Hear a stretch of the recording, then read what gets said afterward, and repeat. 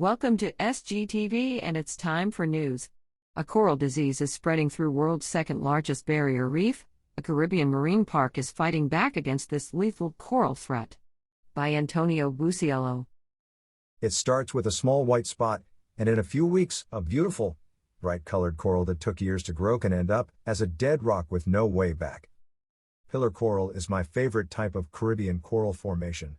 These corals proudly grow straight toward the surface like underwater cathedrals shaped by time and marine currents. I love taking pictures of them and looking at all the little fish swimming around the spires. Sadly, I no longer see too many living pillar corals, though I look for them every time I dive. Pillar corals, like many other coral species, have been affected by a new disease called stony coral tissue loss disease, SCTLD. In 2021 I dived with marine biologists for several weeks in the Roatán Marine Park, documenting the attempt to save the Mesoamerican Barrier Reef from this new threat. The second largest barrier reef system on Earth, it stretches nearly 700 miles, from the Yucatán Peninsula down through Belize and Guatemala to the Bay Islands of Honduras. It is home to hundreds of species of coral and marine life. There are two main types of coral, soft coral and hard coral. Hard coral or stony coral produces a rigid skeleton made of calcium carbonate, a hard substrate that eventually becomes rock, the foundation of a coral reef.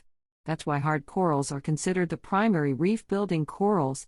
More than 20 different kinds of hard coral are affected by SCTLD. Unlike other coral diseases such as bleaching, SCTLD does not leave any chance of survival or recovery. Major reef builders such as brain corals and boulder corals are dying all over the Mesoamerican Barrier Reef, compromising the entire reef ecosystem in the Caribbean. The only solution to the problem so far is the application of antibiotics to lesions found on the infected coral. However, due to the aggressive nature in which the disease spreads, it is very hard to fight back. The sick coral needs to be monitored even after it has been treated, and in many cases, it needs to be treated again. Roatán Marine Park biologist Gabriela Ochoa says the disease has spread to 20 countries in the Eastern Caribbean and Mesoamerican Barrier Reef system. I like to think that the reef will find a way to fight back. I hope that the help of dozens of volunteers every day will slow down the spread and allow the reef to find a natural solution against this new threat. But every time I see that small white spot on a coral, my diving heart skips a beat.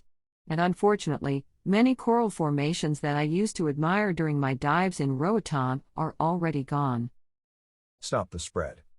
If you're traveling through the Caribbean, or diving at different sites on the same island, the Roatán Marine Park recommends divers rent gear instead of bringing their own.